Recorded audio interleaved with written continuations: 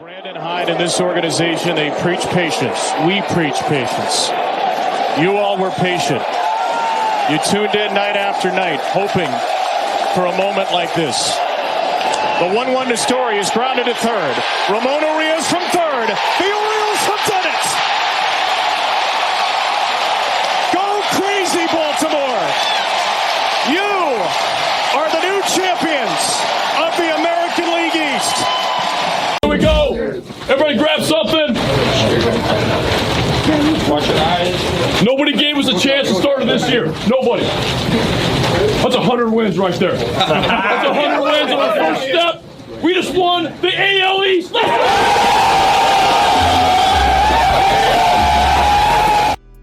They just won the AL East. Go crazy, Baltimore. It is our time. Ladies and gentlemen, welcome to this episode, a celebration episode of Breaking Through Glass Ceilings with Brian H. Waters. I am so excited. When the season began, right? When the season began, and we was in April, and the Orioles finished with a winning record, I said, okay, this team is special. I remember last year they went on this 10-game win streak, or maybe it was longer than that. And there was this like, you know what? Maybe, just maybe they can get to the playoffs, right? We'll see. And they decided to ship Jorge Lopez out, who was the all-star closer at the time. And they said, not now. It was disappointing. A lot of us was disappointed. But I said, all right, I kind of understood. I had already been through the rebuild, which I hated it. What was it 2017, 2018? I hated it. Hated every bit of it. I'm like, we're getting rid of Manny Machado. We didn't re-sign him. We were pretty much just waiting for Adam Jones to finish out his time. We saw him literally kind of pass the torch to Cedric Mullins. And Trey Mancini was our best player. Shout out to him. I really wish he was on this team, even though I know it wouldn't be no room for him, I guess. But we went through all of that, right? And it was brutal. You know, I got to give a shout out. Shout out to my good friend, Patrick Smith. He's been on here because the day that it was kind of official, it was like, we're getting rid of Manny. I went in his office and I said, Patrick, I'm done. I don't want to root for this team no more. He's like, no, man, this is your team. You stick through it. And I said, but why? We were so close. Why couldn't we just build the pieces around? You know, you looked at what we had in the era of 2012 to 2016. 3 out of 5 playoff appearances. And you just felt that team was just right there. Right there. But the old regime, they failed to do some things. They got us there better than what the regime before them did. But that was it. And I said, all right, I'm going to stick through it. And then I'm watching this team a few years ago, and I was like, this doesn't feel like my Birds. You know, I didn't have no connection. To be honest with you, I didn't watch every single game. You know, I was always going to rock the colors, you know, summertime. You know, I will, be rooting for the Orioles. But I wasn't always going to sit up here and lie to you and say, oh, yeah, I was watching every game. But, you know, they winning, tune in, all right, home run here, home run there, see who's an all-star team, kind of keep up to date, you know. But you knew they was coming. You knew that with Brandon Hyde, the manager, and Mike Elias, the GM, that they were working on something. And it was one of those things you really just had to be patient. And like I said, last year, kind of having that pump fake, but it felt good because you knew they was winning. They was going out there playing hard. And to see the visual, as I put up the YouTube thumbnail, to see the visual, American League East champions in a division that includes the Red Sox and the Yankees. Everybody says, oh, that's the toughest division to win. You can never win that division. Oh, by the way, the Rays, who've been cooking since 2008, they might have a little bump here and there, but they always like in the mix. They've been to the World Series twice. So it's like, all right, now we got to deal with them, right? The Blue Jays, I mean, we all remember 2016, you know? But nobody wanted to give us credit. And the Orioles, they play ball all year. Not once, not one single series did they get swept. How sweet is that? Not once. And not once all this year, but then also you go back to last year. In the middle of last year, they haven't been swept.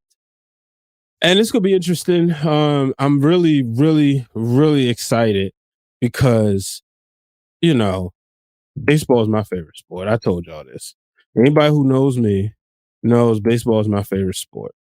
And there's just the log on MLB.com right now. You'll see O's clinch AL East crown first time since 2014 and win 100. 100 wins. I never thought I'd see the day where the Orioles would get 100 wins. I didn't. I sit back, I'm like, all right, 94, 93, 90 wins, I'm happy. Teams get into playoffs all the time with, high 80s, 85, 88, 89, 90.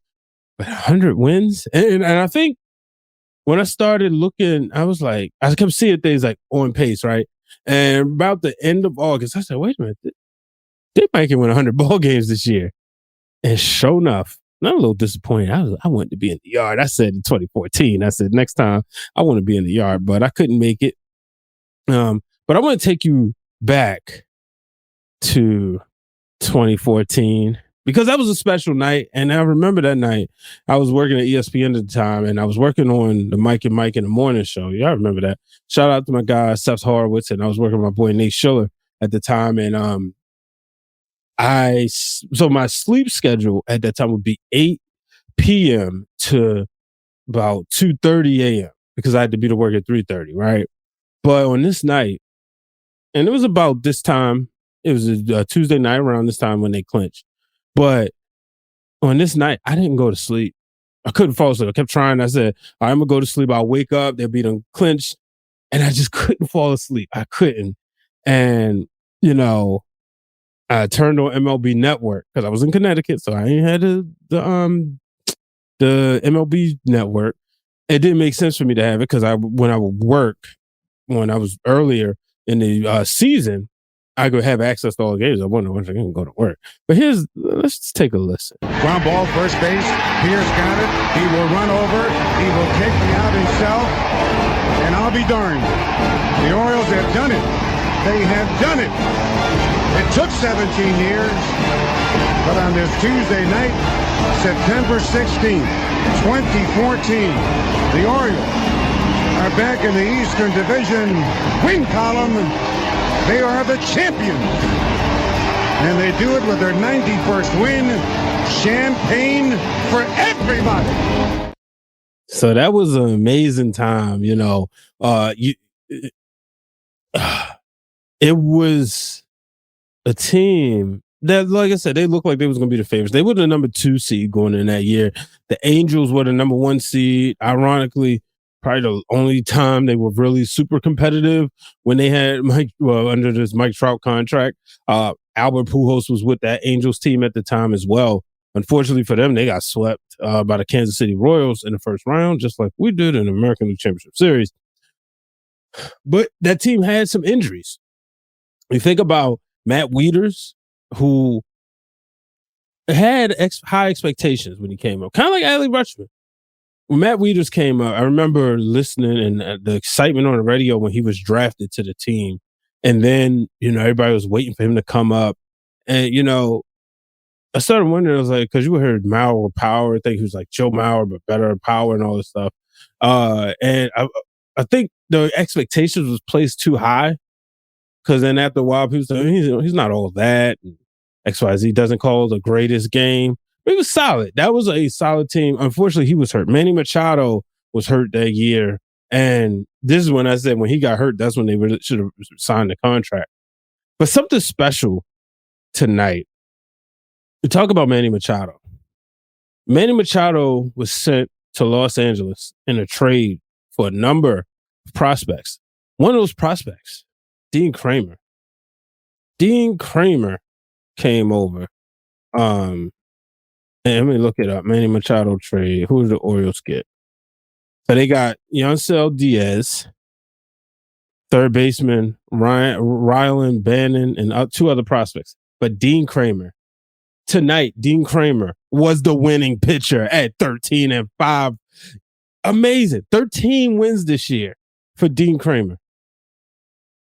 And you talk about long-term, as we say in the wrestling world, long-term booking, you know, uh, long-term booking to see Dean Kramer was acquired by the Orioles in the Manny Machado trade, only to be the one to be the winning pitcher on a night that they would clinch their first division title since 2014. Now, the last time it took 17 years, right? This time, only 9.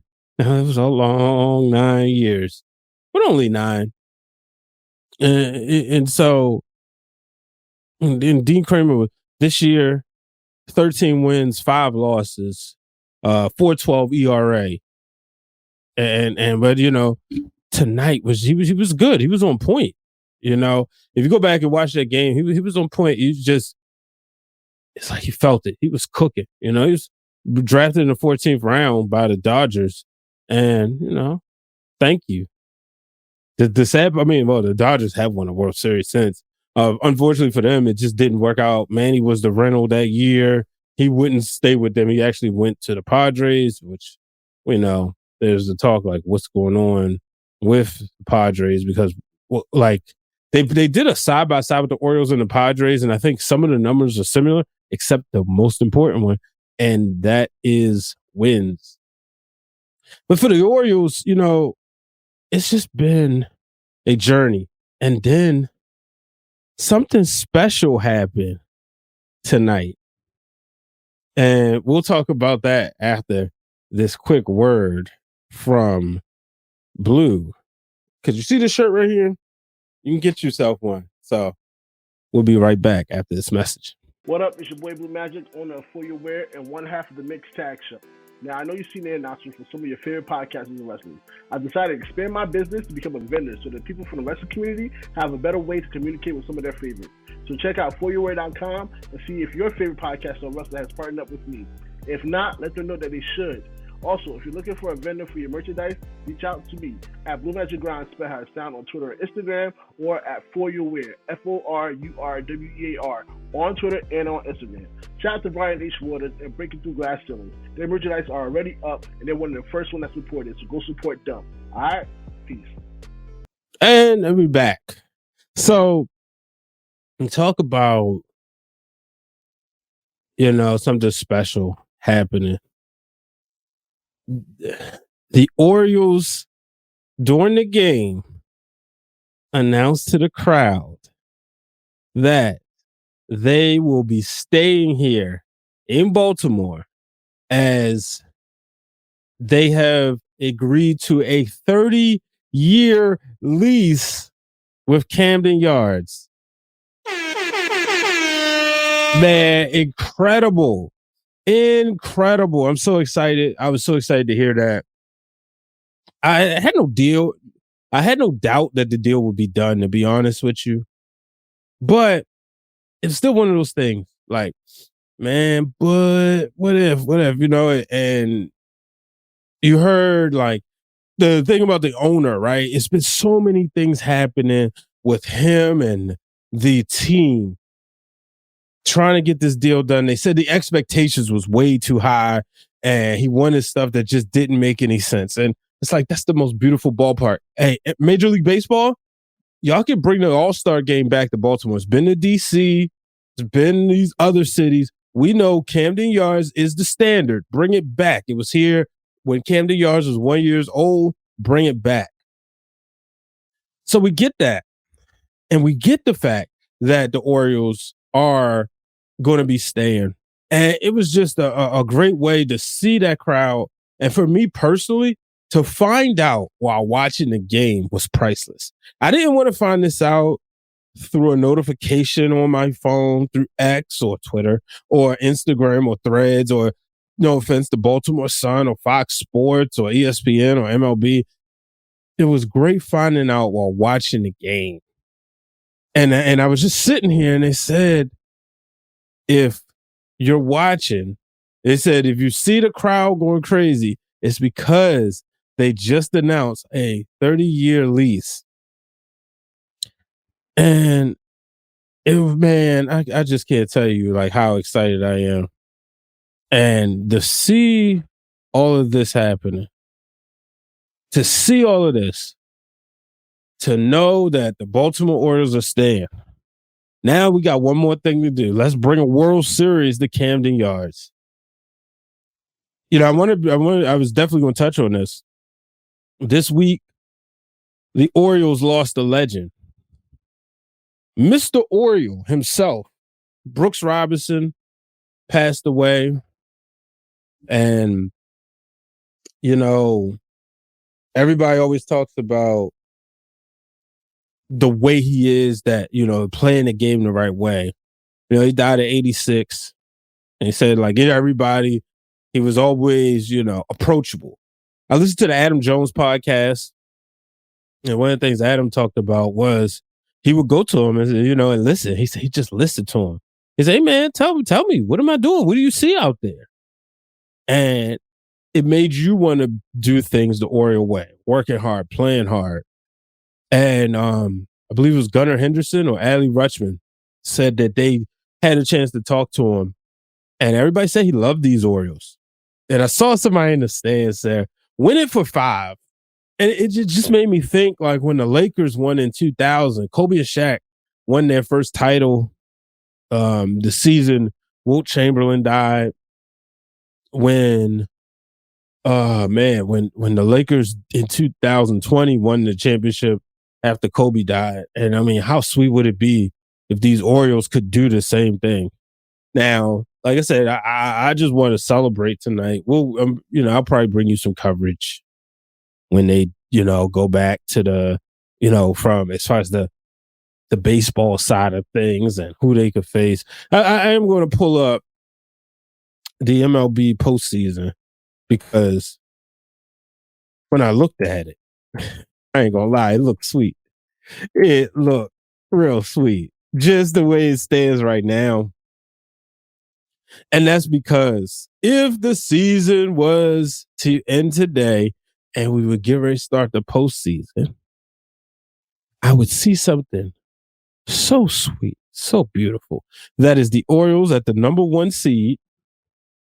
And, you know, the number 2 seed would be the Texas Rangers. The 3rd seed would be the Minnesota Twins. And the 6th seed, who they would play. So the Orioles, let's slow down. Orioles and Rangers would get a first round bye with the new expansion, the new wild card. See, when I grew up, right, it was 4 teams in there. You had the East, West, Central, and then you had one wild card team. And the Orioles became beneficiaries of the 2012 expanded wild card, where there was like 2 teams played. And part is due to because of with the ruckus they caused in 2011 when they ended the Boston Red Sox season here, which I believe today, I could be wrong, but I believe today may be the anniversary of that, when Robert Andino did what he did. And that would lead to the Rays. If you remember that night, it was the Rays, the Red Sox, and it may have been the Yankees or somebody. No, it wasn't the Yankees, but somebody. It was like 3 teams or whatever, and or maybe it's just the Rays and the Red Sox was going back and forth. The Red Sox win, they get in the playoffs. They didn't because the Orioles kicked them out. Later on, the next year, the Orioles would find their way, but they had to play the Texas Rangers in that wild card round. I remember I didn't see none of the game. I probably saw like part of it on my phone, but the Orioles would go ahead and win, and unfortunately fall to the Yankees in 5 games in the first round. But, you know, right now, what we're looking at is Orioles 1 seed, Texas Rangers 2 seed, the 3 seed, the Twins, and they would play the Houston Astros, who are in the 6th seed. The 4 and 5 seeds who would play the Orioles is the Rays or the Blue Jays, which is, okay, it's division opponents. Now, the Orioles, they started the series off with the Rays struggling, but they would pick it up, win the last 2. We know the Rays aren't your typical 4 seed. They're the second best team. It was going to come down to the Orioles and the Rays as far as who was going to get that 1 seed overall, who was going to get the division. And it was the Orioles who did it. They had the better season, winning some close games. And then on the National League side, which is very interesting, you have the Braves, who are by a numerical record with over 103 wins, the best team. They will be the number 1 seed. The Dodgers will be the number 2 seed. But the 4 seed and the 5 seed right now, as it stands, the Phillies and the Diamondbacks, they would play the Braves. And then 3 and 6 is the Marlins and the Brewers. They would play the Dodgers. I know Mark Viviano tweeted that how cool would it be for an 83 series reunion? You're talking about 40 years later, and we could get that reunion. How cool would that be? But, right now, Seattle isn't out of it. They are a game and a half. They did lose. They're playing Texas right now as I record, 10:48. They're playing. They're not out of it just yet. But Texas, with a win, they will clinch a playoff spot. But we Houston and Seattle, that's where it gets very interesting. I think, though, I think Houston wins this. Seattle at one point was the hottest team, and the Orioles had to go in there. I believe they lost that series, but they had to travel. And you look at this team a week ago, we couldn't wait for Monday to get here. They were on 17 consecutive games. It was like, we just need a break. Or maybe it wasn't 17 consecutive games, but it was so many straight days, and the bullpen was overworked. They get a break, and then they come out. Well, first of all, before the break, we needed the last 2 games in that. Was it the Blue Jays? Whoever it was, but the last 2 in that series, they needed. The Cardinal. No, I'm sorry. I'm so excited. But the last 2 games, Red Sox, I believe. But the last 2 games, the starters went the distance. The Guardians, the starters went the distance. Give the bullpen a break. Then in the first 2 games of the series at home, that's when they got the Nationals. The starters went the distance. Not too far. Not too far in. Grayson Rodriguez, him and Kramer were going to the 6th inning, but the bullpen wasn't as overworked as they had been. And now going in, they're going to have some time off. So that is what they need. The Orioles we're looking at the division series. Yeah, we're looking at the division series to start on October 7th. So after they wrap the season up on Sunday, we're looking at October 7th, which will be next Saturday night. So, man, this is, like I said, this is exciting. I've been waiting for this. I've been waiting for so long. I cracked open a Mountain Dew in honor of my grandmother. I ate a York peppermint patty. Last year, the last time I bought the bottled Pepsis, right? I bought the bottled Pepsis, and it was like a 4-pack or something. That's what I'm gonna drink. I'm not drinking one. You know what it was? I think I drank one as we won every division series game, which they swept through the Tigers. Then they was going against the Royals. Both teams had swept their previous rounds. It was the showdown, and unfortunately, the Royals had the best of it. And so that's why I went ahead and did that. But I'm excited. I just realized I left that graphic up the whole time. Sorry for those who watching on YouTube. You ain't get to see my face, but and I'm sitting there like, because I'm going through screens and I'm like, okay, we're doing this, we're doing that. But yeah, so but yeah, I had my York peppermint patty, had my Orioles slides, that was a gift. I had my Orioles jersey on top of my Breaking Through Glass Ceiling shirt, brought to you by For Your Wear. You can get these; they're available. Of course, I had the black and orange one on the day, baby. I'll always remember that, wearing this. I saw this thing and I said, wow. I forgot which Twitter account it was. I shouldn't know. Like I was retweeting a lot today at Brian H. Waters. You'll see. I was definitely hitting the retweet button as Birdland showed out. Man. Birdland definitely showed out on the Twitter. Zach Bollinger, 18. He posted about when all the times he put X's. Did the Orioles win 100 games? First time they won 100 games since 1980. And was it 80? Yeah, first time since 1980. They said, well, this is like the fourth time they've reached 100 games, and like this is the sixth time, and five of those, 4 to 5 or 5 or 6, they went on to reach the World Series. So you, at one point earlier in the season, I was like, oh, this team is too young. They're not going. Let's just be happy. We can get to the playoffs. But man, when you get there and you see the way this team is playing, go win the damn thing. And I want to have happy tears when it gets down to it. All right, so yeah, November 4th could be Game 7 of the World Series. Now, it says League Champ 1 and League Champ 2. If it's that could be Game 7. I hope it doesn't. I would love for the Orioles to win it on Halloween. How sweet would that be? That would mean it would be a sweep. That would mean it would be a sweep. But I would love for them to win in this 4. Talk a little job winning in 5. Please don't win it in 6 or 7. I got plans, man. I got obligations I'm already committed to. So please don't. But look, we'll get there. We'll get there. It's like, but as it comes to the World Series, I'll take it anywhere I can get it.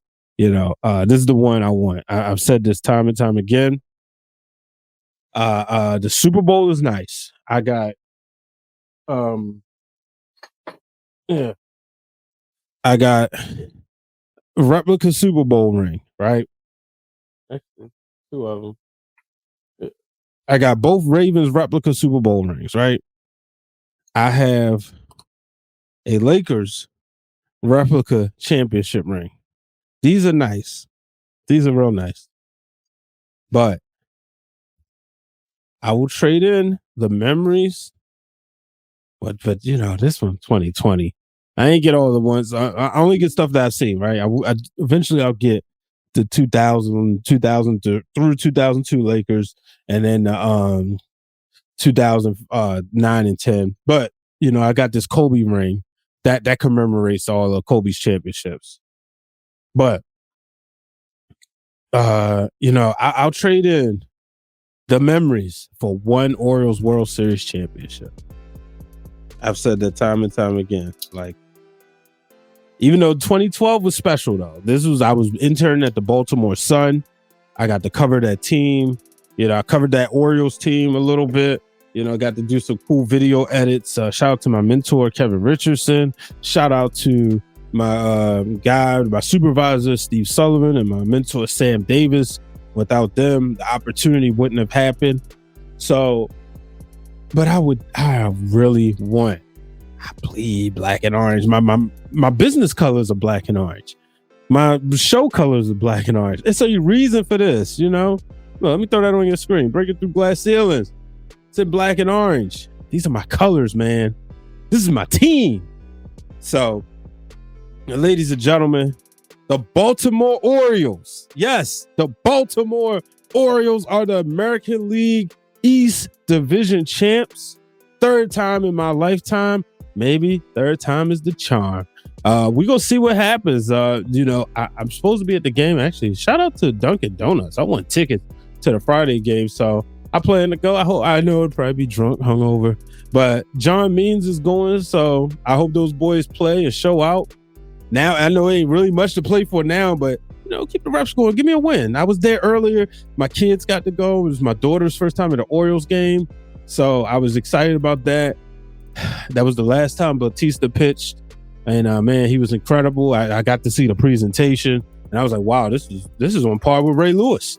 So I'm hoping he gets back in time because we need him, you know. But the bullpen, shout out to the bullpen, shout out to everybody in that Orioles organization. Ladies and gentlemen, that will do it for this episode of Breaking Through Glass Ceilings. The Baltimore Orioles are the champions of the East. Once again, this is the first of many, I believe. So long, everybody. Hello, everyone. You may have heard that Breaking Through Glass Ceilings has recently partnered with Symphony of Balloons. Symphony of Balloons offers luxury balloons for your event as well as a 360 booth. So, if you're looking to save money, simply mention that you heard about this service on Breaking Through Glass Ceilings, and you can save 10% on your order. Ladies and gentlemen, I am happy to announce that I am an affiliate of Rogue Energy Drink. That is the world's #1 gaming energy drink. So, if you're looking for a safe supplement to drink to give you a boost, whether you're working out or if you're a gamer and you're spending a lot of time, we all know it can get very intense and you may tend to sweat. You need to re-up on your energy, or you're a podcaster, because guess what? The same amount of energy that they're putting into video games, we're putting into podcasting. Simply go to rogueenergy.com and enter the coupon code BrianH and save 10% off on your purchase. You can also click the link in the episode. Might be easier for you, but save 10% off any purchase on the website.